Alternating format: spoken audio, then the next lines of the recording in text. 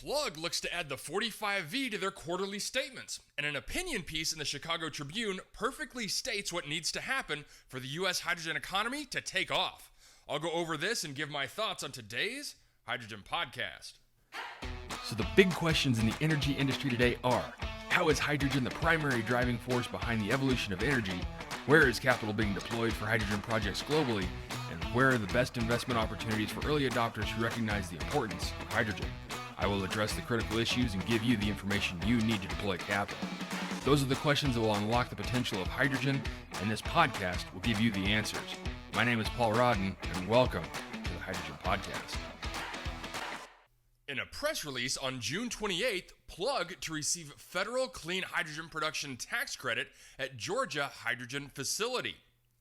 Plug Power, a global leader in comprehensive hydrogen solutions for the green hydrogen economy, began commercial operation of its electrolytic hydrogen facility in Woodbine, Georgia earlier this year, intends to recognize the benefits of the Inflation Reduction Act's Section 45V credit for the production of clean hydrogen in its forthcoming quarterly financial reports. Plug will be one of the first producers of clean hydrogen in the United States that anticipates utilizing this incentive enacted by an act of Congress and signed by President Biden.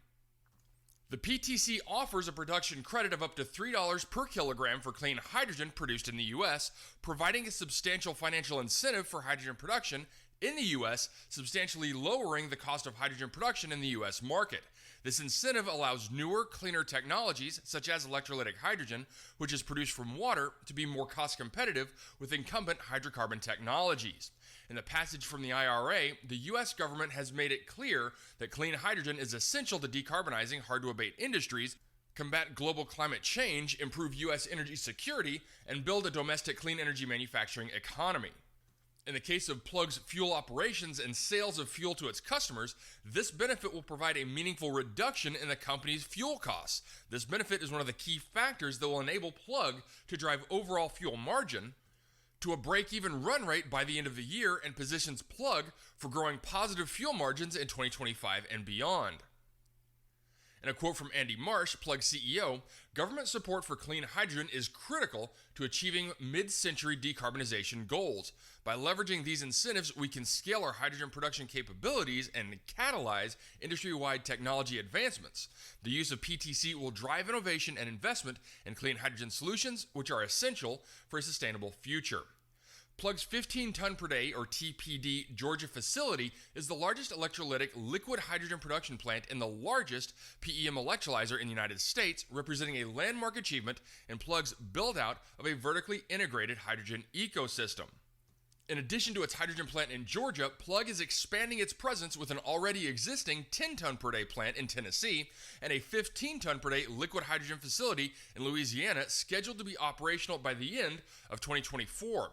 Plug also has a pipeline of future plant developments across the United States and is actively engaged with key strategic suppliers to facilitate the expansion of its green hydrogen network and to achieve cost effectiveness in green hydrogen production at scale. Plug intends to fully pursue and utilize the transformative Section 45V framework as it continues to develop, construct, and operate hydrogen generation facilities across the U.S. Okay, so huge news as Plug is looking to be one of the first to receive the 45V tax credits by counting the incentives in their upcoming quarterly financial reports. Now, we still don't have a clear indication as to what the Department of the Treasury will deem as clean hydrogen, so I'm curious as to how Plug will include the tax credit in their report. But that being said, this shows progress, and I'm not surprised Plug is the company driving it forward. Well done. Next, in an opinion piece in the Chicago Tribune, Heather Reams and Rebecca Lorenzen write, "Hydrogen is key to fighting climate change, but we must get it right." Hydrogen is causing a buzz on Capitol Hill, and rightly so. This emerging energy technology has the potential to unlock an abundance of clean energy solutions and reduce energy-related emissions. Think American heavy industry by 10 to 25%.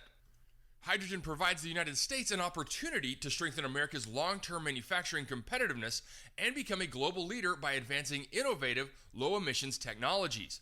Many of the opportunities to create well-paying American jobs and build next-generation manufacturing are in red states, which is why our organization, Citizens for Responsible Energy Solutions, or CRES, is working to build Republican support for hydrogen initiatives across the country. The Bipartisan Infrastructure Investment and Jobs Act established 7 regional hydrogen hubs. Using different energy sources, these hubs serve as a prime example of clean hydrogen's potential, which has multiple applications across several sectors of the economy.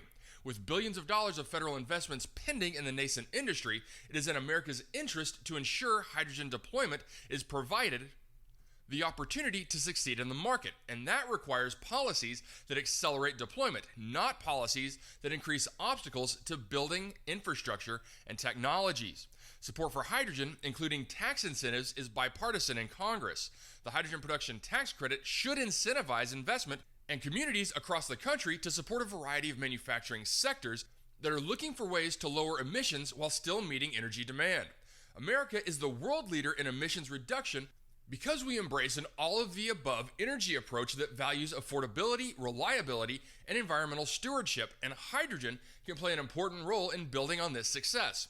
Unfortunately, the proposed implementation of the tax credit by the Department of Treasury has rightly drawn criticism from industry and lawmakers on both sides of the political aisle. In turn, project development, including the hydrogen hubs, is threatened.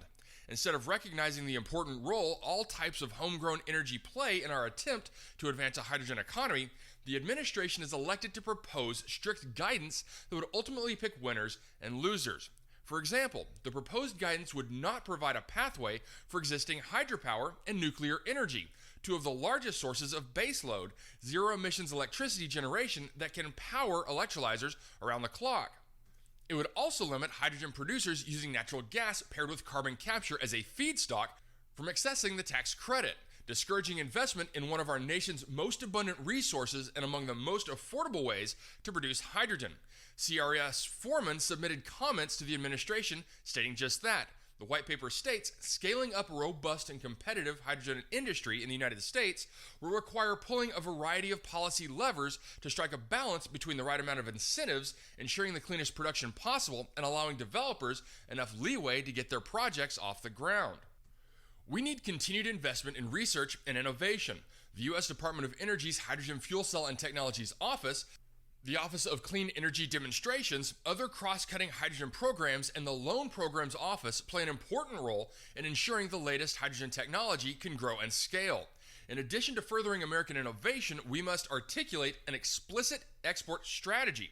While hydrogen would revolutionize energy production and manufacturing at home, it provides the United States an incredible opportunity to become a leading energy exporter to our friends and allies around the world, displacing dirtier sources from geopolitical rivals such as China. We must reduce barriers and provide regulatory certainty.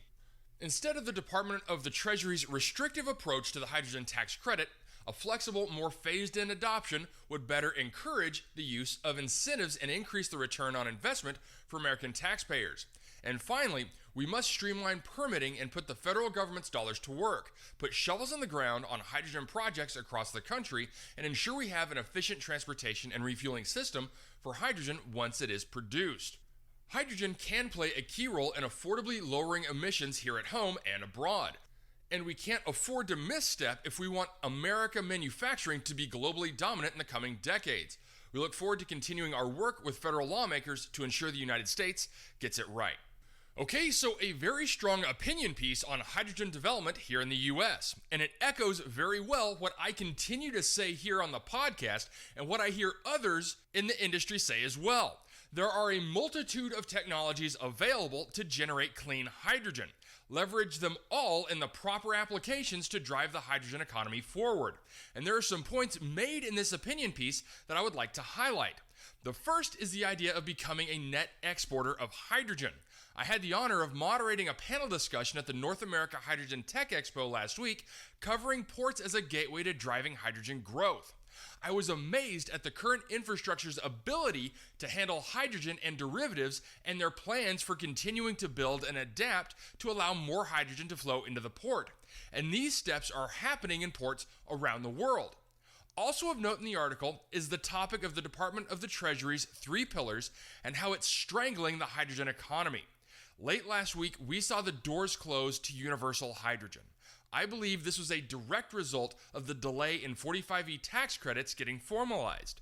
I have had the pleasure of talking with John Gordon, previously the co-founder of Universal Hydrogen, and what he and UH did for hydrogen aviation is worth applauding. But even with all of their success, they were unable to secure additional funding to move forward. With no firm guidance on the 45V credit, the risk associated with hydrogen investment will continue to rise. And so I support what CRES is doing in their efforts to build support in the federal government to push hydrogen initiatives. Let's get the word out as much as possible that we have a real opportunity to lead the world in clean hydrogen development, but we need their support to see it through. All right, that's it for me, everyone. If you have a second, I would really appreciate it if you could leave a good review on whatever platform it is you listen to. Apple Podcasts, Spotify, Google, YouTube, whatever it is. That would be a tremendous help to the show. And as always, if you ever have any feedback, you're welcome to email me directly at info@thehydrogenpodcast.com. So until next time, keep your eyes up and honor one another. Hey, this is Paul. I hope you liked this podcast. If you did and want to hear more, I'd appreciate it if you would either subscribe to this channel on YouTube or connect with your favorite platform through my website at www.thehydrogenpodcast.com. Thanks for listening. I very much appreciate it. Have a great day.